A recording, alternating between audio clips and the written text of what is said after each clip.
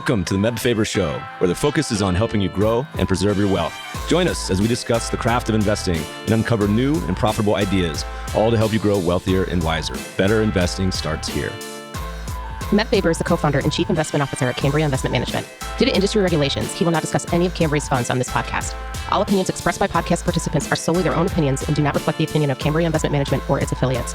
For more information, visit CambriaInvestments.com. We made $1 billion shorting the yen, and George made $1 billion shorting the yen. So those things come around every 10 years. And I think there's a trade today like that, and that's Argentina. I've been to that country 57 times over the years, starting first time in 1991. I've seen the ups and downs. We made money on the long and the short side. But this guy is revolutionary in what he's doing, and he has the support of the person on the ground and the person in the street, which is rare. You don't have big reform programs like this where the average person supports him. So it's not going to be an easy task, but he's off to a great start. Asset prices are incredibly cheap. There's a lot of runway there. And so I think equities can be up 4 or 5-fold over the next couple of years, already kind of doubled so far. Bonds, which yield 25% in dollars, will be down to sub 10. This is really a once in a decade kind of opportunity. So when you have those opportunities, you have to take an outside position in them and do it in a thoughtful way.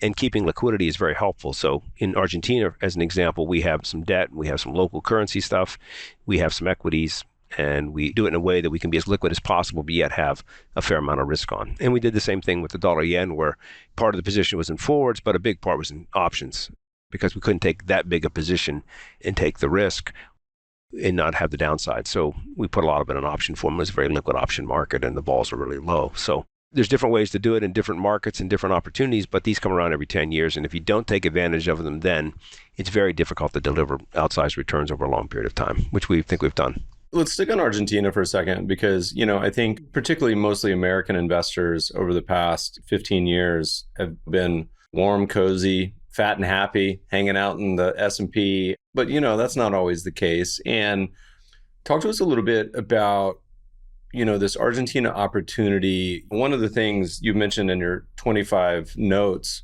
was being able to draw on that experience. So you mentioned going to Argentina over 50 times over the years and being able to kind of look at this infinite menu of investing opportunities and say, okay, this is getting interesting. Because right now, if you look at the Argentina, I think there's one ETF left that invests in Argentina. And most investors, if you were to say, how could you even invest in Argentina? They're like, I have no idea. At what point did it start to become interesting to you? And then at what point, was the new president, was he really the fulcrum kind of moment? Or was it building over the past 2, 3, 4, 5 years? Well, it's really been building over the last kind of 18 months or so. We took the view that Argentina was in disarray. And we felt that the new president coming in would change and had much better policies. We didn't know who would win. And we thought Milei would have the best policy, but it was also the highest risk. Would he get the people's support? Would he be able to get things through Congress? What would he be able to do? And people thought he was very radical. He's turned out to be, just a great politician, convicted in his ideas, a great economic team he put in place. He really has gone beyond what we would even imagine. So in a way, just like when Abe came in, that juiced the dollar yen. Milei and his success so far has now reduced the risk in Argentina, has increased the return opportunity.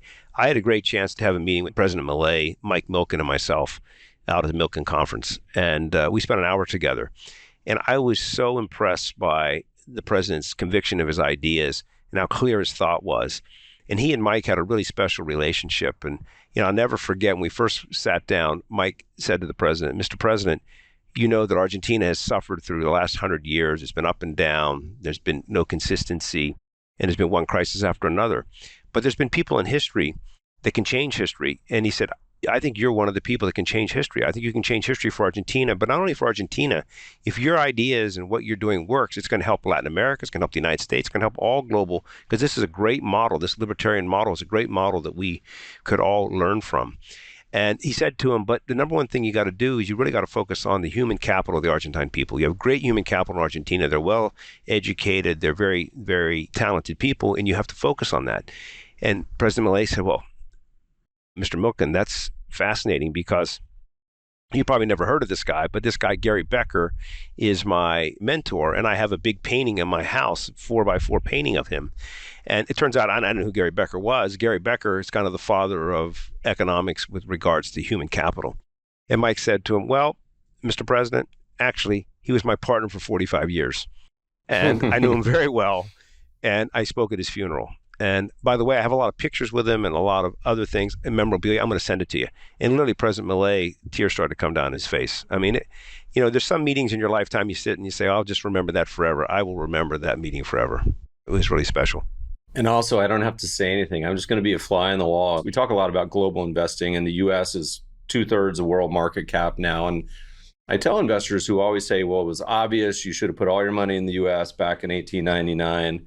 And Argentina is often the one that I use as the counterexample. I say, look, if you were sitting around drinking champagne, toasting tea, and New Year's 1899, you probably would have considered Argentina to be equally as good of a bet as this fledgling U.S. country. But as mentioned, a few different leaders, a few different crossroads, and the path becomes a totally choose your own adventure future. 100%. I mean, and that's kind of the secret, especially emerging market investing.